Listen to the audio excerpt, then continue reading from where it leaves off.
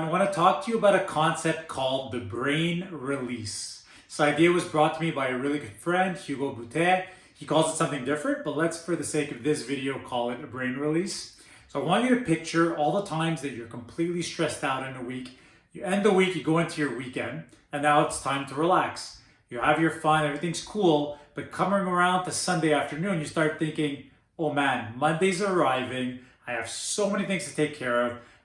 Deadlines, I have projects, I have customers to get back to, I have my personal life, I gotta work out. You have just all of these priorities and you don't know where to start.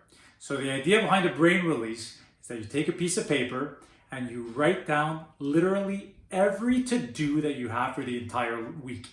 Once you figure out those to-dos, you analyze them and you say, okay, how important and urgent are these? And then you can use the Covey quadrants. Okay, he's got quadrant number 1, which is both urgent and important.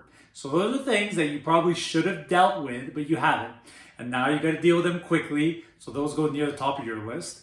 Bucket number 2, quadrant number 2, which is also very important, is important but not urgent. So those are more strategic projects that you can work on in the coming week to really get focused and move those important priorities ahead. Number 3 is another tough bucket. Those are urgent and not important. So those are things that you just get stuck doing and you think they're really urgent. They're not important, but you got to do them anyway. Those you should be trying to delegate, by the way. And then you have bucket 4, which is called not important and not urgent. Those are things you should be completely ignoring, but for some reason, you find yourself still taking care of those things. So I suggest that you try to get onto this brain release idea on Sunday night. Write down, it could be any time, but Sunday night's a good time to do it. Write down all of the to-do lists that you have, all the things that are on your mind, and start prioritizing them by one of the 4 sections.